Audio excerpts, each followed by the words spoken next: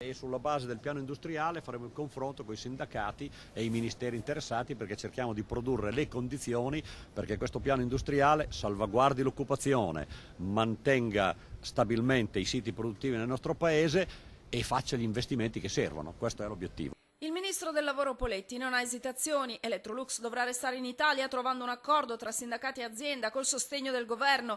Lo dice anche qui a Vinitaly, ribadendo i nodi cruciali della riforma del lavoro, come i contratti a tempo determinato a 36 mesi e, più specificamente sull'agricoltura, il vasto programma di sburocratizzazione che si spera di portare a termine già entro giugno per assecondare e sostenere la crescita senza creare complicazioni. Presenteremo un provvedimento probabilmente ad hoc a brevissimo proprio per una riduzione marcata delle forme burocratiche e anche della direzione di un registro unico dei controlli.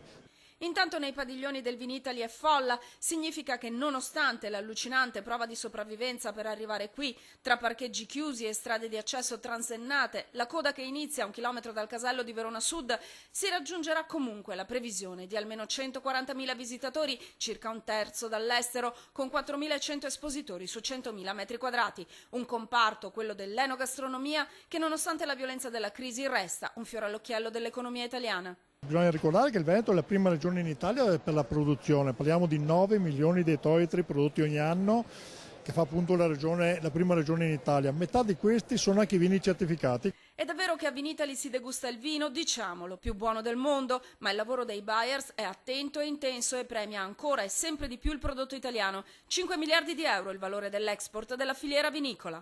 La crescita è davvero sempre a 2 cifre dagli ultimi anni a questa parte, stiamo superando anche storici concorrenti transalpini, bisogna continuare a lavorare, ma credo che siamo nella direzione giusta.